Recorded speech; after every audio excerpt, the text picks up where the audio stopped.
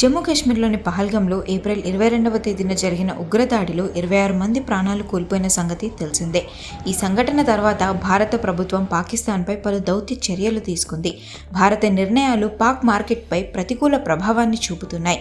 భారత్ పాక్ మధ్య వాణిజ్య సంబంధాలు దెబ్బతింటే పలు ఉత్పత్తుల ధరలపై ప్రభావం చూపుతున్నాయి. పాకిస్తాన్ నుండి భారతదేశం పలు ముఖ్యమైన వస్తువులను దిగుమతి చేసుకుంటుంది. సరిహద్దు మూసివేత, వాణిజ్యం రద్దు చేసుకోవడంతో మార్కెట్పై ప్రభావం చూపుతున్నాయి. పలు ఉత్పత్తుల ధరలు కూడా హెచ్చుతగ్గులు అవుతున్నాయి. పాకిస్తాన్ కళ్లద్దాల లెన్సులను భారీగా ఉత్పత్తి చేస్తుంది. మన దేశంలో వీటికి భారీగా డిమాండ్ ఉండడంతో ఆప్టిక్ లెన్స్ ధరలు అమాంతం పెరుగుతున్నాయి. పాకిస్తాన్ నుండి భారతదేశం పెద్ద ఎత్తున డ్రై ఫ్రూట్స్ని కూడా దిగుమతి చేసుకుంటుంది. డ్రై ఫ్రూట్స్లో భారత్కు ప్రధాన ఎగుమతిదారు పాక్ మాత్రమే. డ్రై ఫ్రూట్ సరఫరా పూర్తిగా నిలిచిపోతే మాత్రం వీటి ధరలు ఇంకా భారీగా పెరిగే అవకాశం ఉంది. ఇదే విషయాన్ని వ్యాపారవేత్తలు కూడా చెప్తున్నారు. భారత్ రాక్ సాల్ట్ను కూడా పాకిస్తాన్ నుండే దిగుమతి చేసుకుంటుంది.